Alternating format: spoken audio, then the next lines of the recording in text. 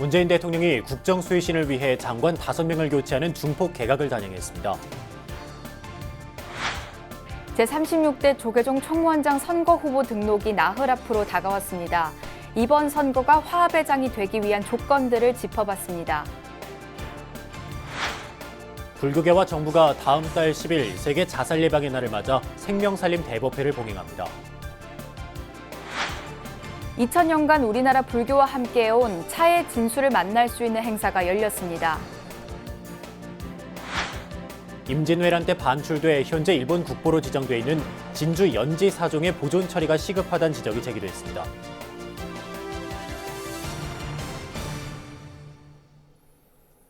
안녕하십니까. 8월 31일 금요일 BBS 뉴스입니다. 문재인 대통령이 국정 수혜신을 위한 중폭의 개각을 단행하면서 일자리 등 핵심 과제에 성과를 낼 수 있을지 관심이 모아집니다. 이번 개각은 여성 우대와 흔들림 없는 개혁의 의미를 담고 있지만 인사청문회 과정에서는 전문성 논란에 직면할 거란 전망도 나옵니다. 보도에 박준상 기자입니다. 문재인 정부 집권 2년차를 이끌 새 내각에서 가장 눈에 띄는 인물은 유은혜 교육부 장관 후보자입니다. 고 김근태 의원 후원의 사무국장과 보좌관으로 정계에 발을 들인 재선 국회의원으로 지난 대선 때 문재인 캠프 대변인을 지냈습니다. 문 대통령과는 여고 시절 아버지가 과로로 숨졌을 당시 노무현 문재인 변호사 사무실이 산재 인정을 받도록 도와준 일로 인연을 맺었습니다. 19대 국회 입성부터 20대 국회 전반기까지 6년간 교육부 소관 상임위에서 활동하며 전문성과 소통 능력을 인정받아 이번에 교육수장으로 낙점됐습니다. 철학 없는 교육정책 논란 속에 김상곤 교육부 장관이 조기 교체됐듯 이른바 장관들의 무덤으로 통하는 교육부에서 산적한 개혁 현안을 이끌 수 있을지 주목됩니다. 교육부의 조직과 업무 전반에 대한 이해도와 식견이 높고 뛰어난 소통 능력과 정무 감각을 겸비하고 있습니다. 국방부 장관에 내정된 정경두 합동참모본부 의장은 공군 참모총장을 역임한 전투비행사 출신으로 해군 출신 송영무 장관에 이어 육군 중심에서 탈피한다는 현 정부 정책 방향을 이어간 인사로 풀이됩니다. 지난해 8월 합참의장 임명 당시 국회 인사청문회를 순탄하게 통과한 점과 군 조직에서 아래 위로 신망이 두텁다는 점이 군심을 결집하면서 개혁을 이끌 적임자로 평가받았습니다. 문재인 정부 핵심 경제정책 기조인 소득주도 성장과 혁신 성장에 발을 맞출 고용노동부 장관엔 이재갑 전 차관이, 산업통상자원부 장관엔 성윤모 특허청장이 임명됐습니다. 아울러 여성가족부 장관엔 진선미 민주당 의원의 이름이 올랐고 지난 4월 재활용 쓰레기 대란 등으로 교체가 예상됐던 김은경 환경부 장관은 유임됐습니다. 이번 개각은 소득주도 성장 정책 논란 등으로 가라앉은 국정의 분위기를 쇄신하고 일자리 등 핵심 국정 과제에 성과를 내겠다는 대통령의 결의가 담겼다는 분석입니다. 지난 문재인 정부 1기 때 뿌려놓은 개혁의 씨앗을 속도감 있게 성과를 내고 국민들이 직접 체감할 수 있는 그런 성과들을 국민들에게 돌려주겠다라는 의미로. 하지만 당초 2기 개각의 기조로 야권 인사를 포함하는 협치 내각을 제시한 청와대가 사실상 이를 철회하고 이른바 코드 인사로 돌아갔다는 점에서 아쉽다는 목소리도 나옵니다. 또 장관 후보자 5명이 낙마하면서 인사검증 책임 공방이 벌어졌던 1기 때와는 달리 현역 의원과 해당 부처 출신 관료가 포함되면서 인사청문회 낙마 후보자가 나올지에도 관심이 모아집니다. 청와대에서 BBS 뉴스 박준상입니다. 추석 연휴 기간 전국 고속도로 통행료가 면제됩니다. 정부와 더불어민주당은 고위 당정협의회를 열고 이런 내용을 담은 추석 민생안정 대책을 확정해 발표했습니다. 고속도로 통행료는 다음 달 23일부터 25일 사이에 전액 면제할 계획입니다. 또 철도와 고속버스, 항공편, 여객선 등 대중교통을 증편 운행하고 당직 의료기관을 운영하는 등 연휴 기간 24시간 응급 의료 체계도 유지합니다. 한부모 맞벌이 가구 아이들을 위한 아이 돌봄 서비스도 다음 달 24일부터 26일까지 정상 운영할 예정입니다. 조계종 제36대 총무원장 선거 후보 등록이 나흘 앞으로 다가오면서 종단은 이제 본격적인 선거 국면으로 접어들고 있습니다. 이번 선거를 계기로 그동안의 종단 혼란을 수습하고 내부 갈등을 봉합하는 발판을 마련할 수 있을지 관심이 모아지고 있습니다. 조윤정 기자가 짚어봤습니다. 제36대 조계종 총무원장 선거 일정이 9월 4일 후보자 등록과 함께 본격적으로 시작됩니다. 후보 등록이 눈앞에 다가왔지만 후보자들의 윤곽은 여전히 뚜렷하게 드러나지 않고 있습니다. 과거 총무원장 선거는 일찌감치 각 종책 모임들이 자체적으로 후보를 정하고 선거운동을 진행해왔지만 이번에는 설정 스님의 갑작스런 퇴진으로 시간이 없었기 때문입니다. 여기에다 이번 선거는 오는 10월 11일 제17대 중앙종회의원 선거 직전에 치러져 종책 모임이나 중앙종회의원 입후보자들이 전면적으로 선거운동에 나서기가 어려울 것으로 보입니다. 특히 전임 총무원장 설정 스님이 각종 비위 의혹으로 결국 낙마한 만큼 정책 추진 역량보다는 도덕성에 문제가 없는 후보가 차기 총무원장으로 당선될 가능성이 높다는 관측도 제기되고 있습니다.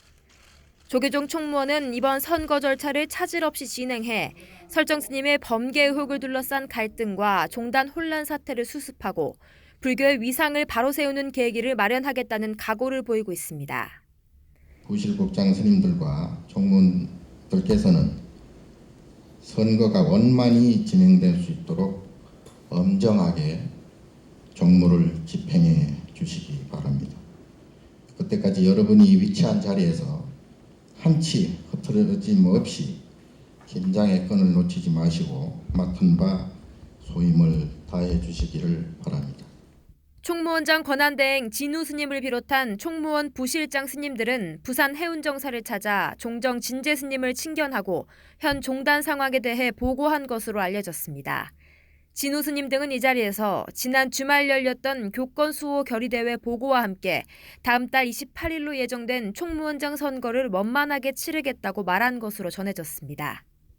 하지만 종단 주도 세력들이 기존 질서 내에서 선거를 치르려는 데에 대해 종단 개혁을 주장하는 제가불자들로 구성된 불교 개혁 행동은 반대 입장을 분명히 했습니다.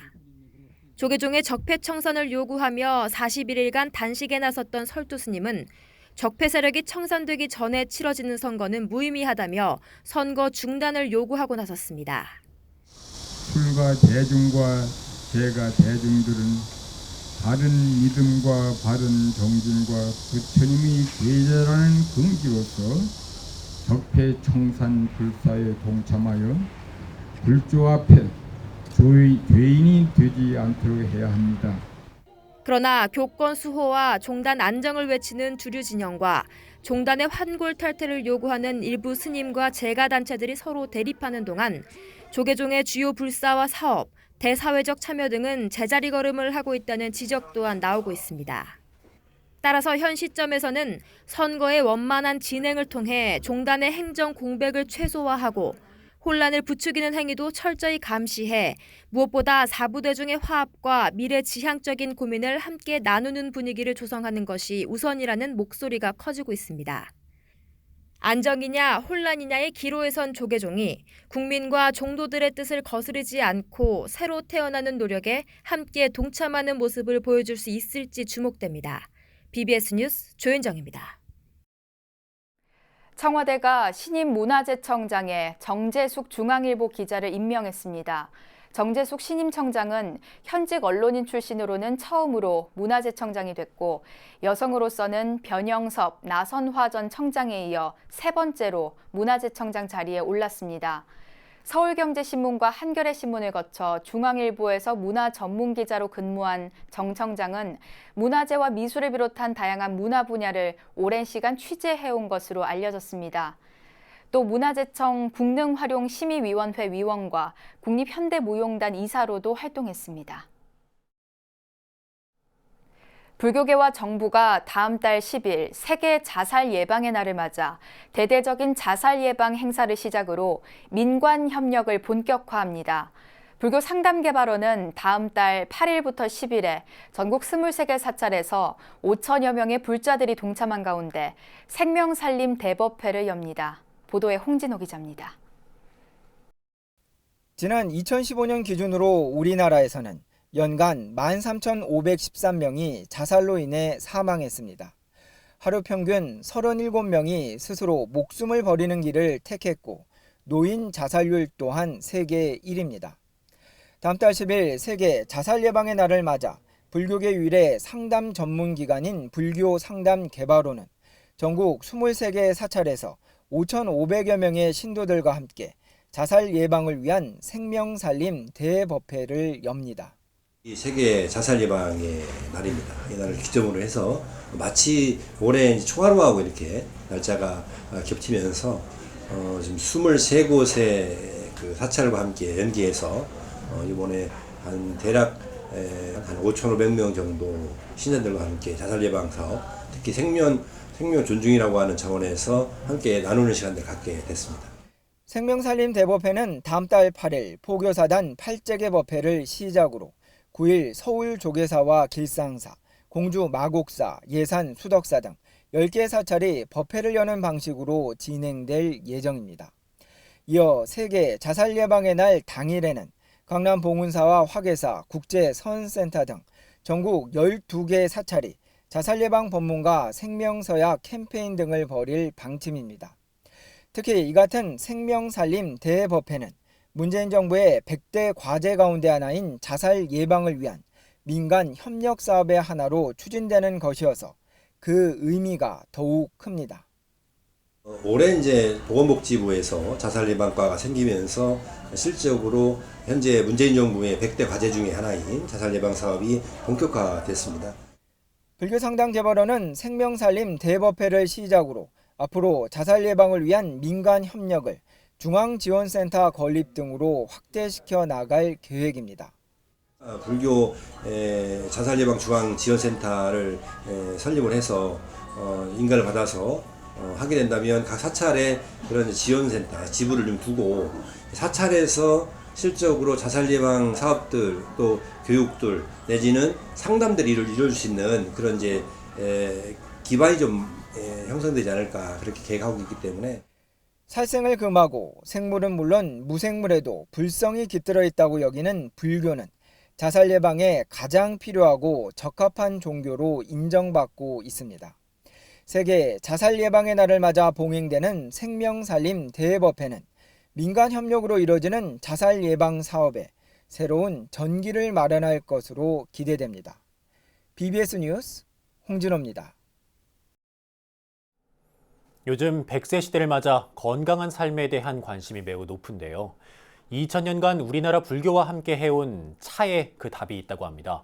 한국차인연합회가 개최한 전국 차생활 지도자 연수회 현장에 울산 BBS 박상규 기자가 다녀왔습니다. 허리를 세워 앉은 채 두 팔을 들어 합장하고 천천히 잔을 들어 차를 음미합니다. 차를 통해 마음을 나눠 갖고 정신을 가다듬어 건강을 지킨다는 불수 명상차 달의 시연입니다. 우리 차문화 명맥을 잇기 위해 1979년 창설된 한국차인연합회 전국 차생활 지도자 연수회, 불수 명상차를 비롯해 허황우 궁중 다례와 죽향차 등의 달의 시연부터 각종 다기와 차 전시회, BBS 불교방송, 선상신 사장의 특강 등도 마련됐습니다. 특히 100세 건강시대와 차를 주제로 한 연구 발표에 많은 이목이 집중됐습니다. 강연자로 나선 홀리스틱 바이오 이상준 대표는 100세 시대에서는 질병의 발생을 억제하는 라이프 스타일과 함께 항노화 식이 성분이나 천연식품을 활용해야 한다며 이 가운데서도 대표적인 항노화 성분인 카테친과 항산화제인 폴리페놀 등을 포함한 녹차의 음용은 치매와 심장병, 주름과 뱃살 등 여러 질환을 예방하고 치료할 수 있다고 밝혔습니다. 목포대 조기정 교수는 고려와 조선, 현대까지의 시대별 평균 수명을 비교하며 차인의 평균 수명이 그렇지 않은 이들보다 크게 높다는 결과를 제시했습니다.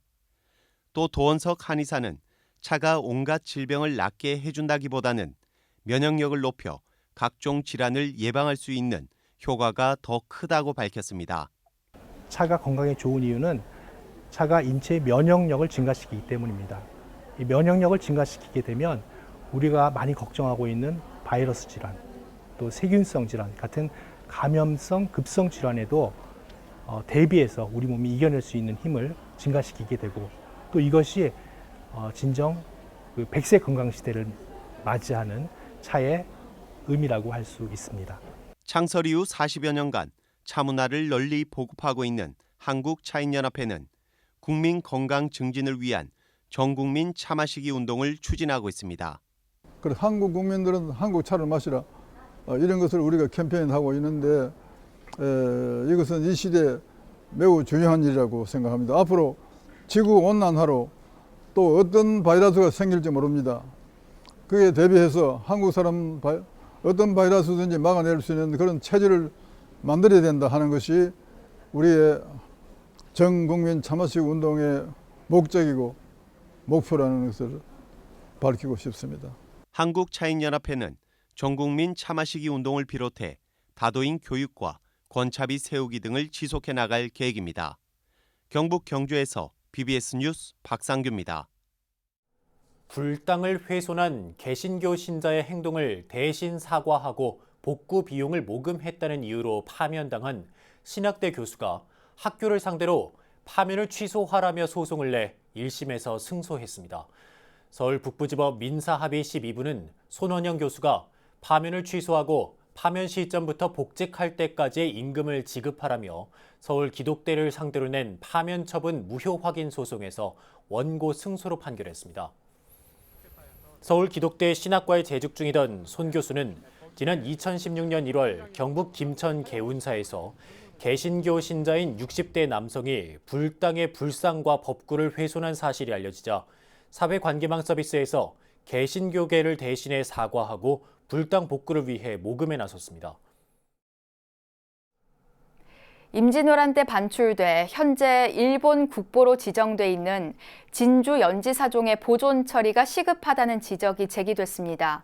통일신라 시대 3대 범종으로 불리는 연지사종의 환수와 보존을 위한 대책 마련이 시급하다는 목소리가 커지고 있습니다. 부산 BBS 박영록 기자가 보도합니다. 조선종이란 이름으로 일본 후쿠이현 스루가시 상궁신사에 보관 중인 연지사종입니다. 1993년 첫 조사 이후 20여 년 만에 연지사종을 다시 찾았던 동국대 최응천 교수는 종의 부식을 우려했습니다. 그 회풍이 그냥 그대로 금속에 닿게 되면 소음기 먹은 바람이 가장 치명적이죠. 그래서 그 바닷가에 있는 종들을 보게 되면 되게 부식이 빨리 진행이 되고 또 심합니다. 그걸 그렇다고 그 신사를 다른 데 옮길 수는 없고. 특히 부식과 마모 등으로 인해 연지사종을 걸 수 없는 상태까지 왔다며 보존 상태의 심각성을 지적했습니다. 달라진 점은 종을 이렇게 용 고리에 걸지 않고 간격을 띄워서 이렇게 받쳐놨죠. 무슨 얘기냐면 나중에 보시겠지만 종 고리 목 부분이 너무 부식이 되고 얇아져갖고 그 잘라지기 직전, 깨지기 직전 그 종의 하중을 견딜 수가 없습니다. 다행히 그걸 알고서 내려놓은 것만으로 정말 다행입니다. 최 교수는 연지사종의 심각한 훼손을 막기 위해서는 현 상태에 대한 과학적인 조사와 긴급한 보존 처리가 시급하다고 주장했습니다. 연지사종은 일본에 남아있는 한국 종 가운데 가장 오래된 통일신라 시대 종입니다. 또한 학술 강연회에서는 최 교수와 함께 조사에 참여했던 대학생들의 발표도 있었습니다. 대학생들은 해외로 반출된 우리 문화재의 가치와 중요성을 재인식하는 계기가 됐다고 말했습니다. 일본이기는 하지만 보기만 해도 확실한 우리나라의 종이었습니다. 그 볼록한 항아리를 뒤집어 놓은 듯한 모습이랑 또 깨졌지만 성덕대한 진종이나 우리나라 종에서 볼 수 있는 그 음통이랑 용묘 모습도 그랬고, 정치사 중심으로 너무 딱딱한 역사만 가르치는 것이 아니라 문화재를 통해서 그 당시 사람들의 문화라든지 생활사 이런 것도 이제 생각해보게 될 수 있는 그런 교사가 되고 싶다고 생각했습니다. 이번 학술 강연에는 경남국외문화재보존연구회가 지난 5월 실시한 연지사종 조사 탐방 결과를 발표하는 자리로 일제 역사날조와 문화재 정책 관련 발표도 진행됐습니다. BBS 뉴스 박영록입니다.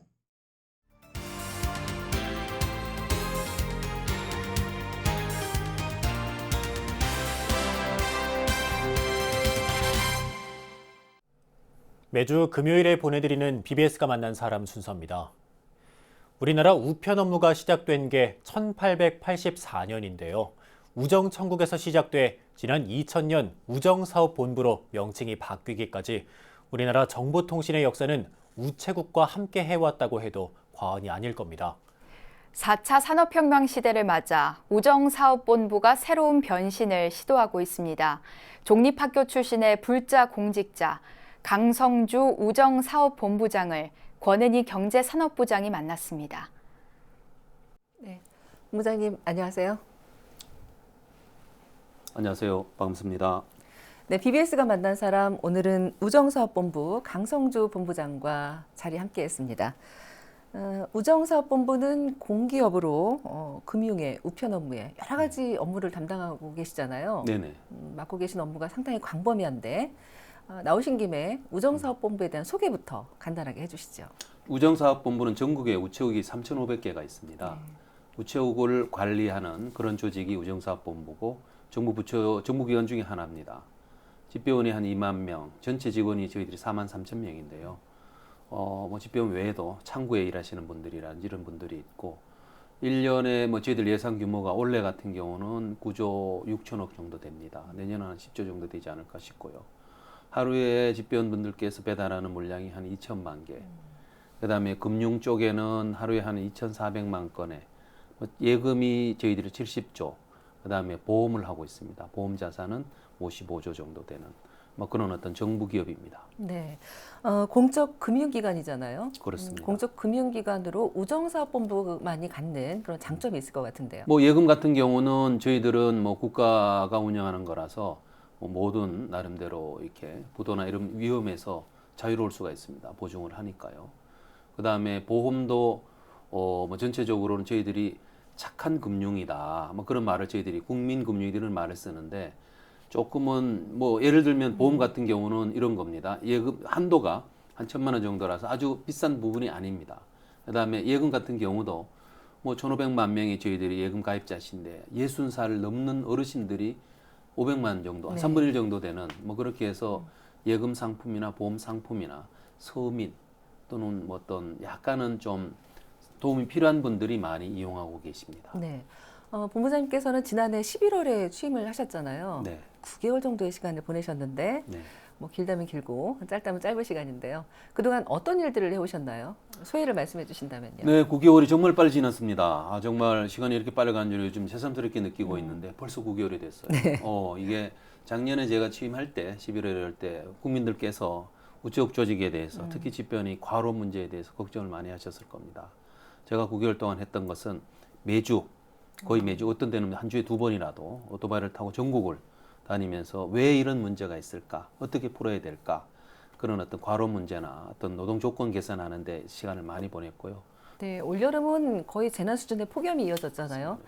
그 우편 업무를 배달하는 집배원의 입장에서도 상당히 좀 고충이 컸을 것 같은데. 그럼요. 본부장님도 힘드셨을 것 그럼요. 같아요. 이게 이전 그 더운 날 정말 저도 몇 번을 같이 오토바이 타고 했는데 정말 처음에 이렇게 양평에 갔습니다. 네. 그날 41도 되는 그날이었습니다. 처음에 갈 때는 이렇게 길을 가니까 열기 들 때는 움직이니까 약간 시원한 감이 있는데 서서 배달을 해야 되잖아요. 네. 머리를 숙이는데 땀이 그냥 물처럼 막 쏟아지는 거예요. 그래서 집배원분들이 가급적이면은 더위를 조금 이길 수 있도록 여러 가지 어떤 이렇게 토시를 한다든지 여러 가지 손수건이나 이런 부분 기본적으로 어떤 이 폭염을 좀 이길 수 있는 가벼운 옷이라든지 그런 부분 외에 근무 시간도 좀 조정을 해서 아침 일찍 왜냐면 좀 선선하니까 그다음에 낮 시간에 휴식 시간을 좀 더 늘리고 네. 다양한 방책을 도입을 했었습니다. 네, 요즘 최대 화두가 4차 산업혁명 아닙니까? 네, 그렇습니다. 우체국도 나름대로 많은 변화와 혁신을 준비하고 계실 텐데 네. 그 4차 산업혁명 시대에 대비한 우정사업본부 어떤 변화와 혁신을 준비하고 계신가요? 1차, 네. 2차, 3차를 지나서 4차 네, 산업혁명입니다. 네. 여러 가지 어떤 인공지능이나 이 첨단 기술이 어떤 4차 새로운 산업혁명의 물결을 일으키는데 우리 우체국도 우정사업도 적극적으로 이런 기술 변화를 나름대로 대응하자. 대표적으로 전기차, 네. 드론, 빅데이터, 인공지능으로 이번에 우표를 디자인을 한번 했습니다. 종래 일하던 방식을 새로운 기술을 혁신적인 기술을 써서 나름대로 서비스를 국민들에게 서비스를 하고 또 우리는 우리대로 그런 어떤 노동이나 과로 이런 부분을 새로운 기술을 써서 줄일 수 있죠. 네. 뭐 그런 노력을 기울이고 있습니다. 끝으로 우정사업본부가 네. 앞으로 추구해 나가야 될 비전, 그리고 임기 중에 꼭 이루고 싶은 목표가 있다면 말씀해 주시죠. 저희 우정사업본부는 뭐 지금까지 우리가 100년 넘는 역사를 갖고 있는데 국민들과 함께 해왔습니다. 최근에 약간은 좀 고민이나 근심을 끼쳐드렸는데 이번에 뭐 드론이나 이런 부분 외에도 지난번에 사회적으로 문제가 좀 됐던 이 라돈 침대 수거나 이런 부분들을 해서 국민들을 좀 더 좀 섬기는, 국민들에게 좀 도움이 되는 조직으로 가야 되겠다는 게 저희 뭐 비전이란 비전이고, 이를 위해서 일단은 제일 중요한 게 지금 집배원들 과로 문제는 이런 부분입니다. 네. 노동 문제입니다. 이 문제를 풀 겁니다. 네, 시대를 선도하는 우정사업본부의 모습 기대하겠습니다. 감사합니다. 네, 우정사업본부 강성주 본부장이었습니다. 오늘 말씀 고맙습니다. 감사합니다. 제36대 조계종 총무원장 선거 후보자 등록이 이제 나흘 앞으로 다가왔습니다. 후보 등록을 앞두고 각 종책 모임 등이 잇따라 열려 대책을 논의하고 있는 것으로 알려졌는데요. 특히 이번에는 개인의 능력보다는 도덕성을 갖춘 후보가 총무원장이 돼야 한다는 공감대가 확산되고 있다고 합니다. 주류 진영이든 개혁을 요구한 측이든 어느 쪽이든 국민들의 따가운 시선을 더 이상 외면해서는 안 된다는 사실을 명심해야겠습니다. 네, 이상으로 8월 31일 금요일 BBS 뉴스 마칩니다. 여러분 고맙습니다.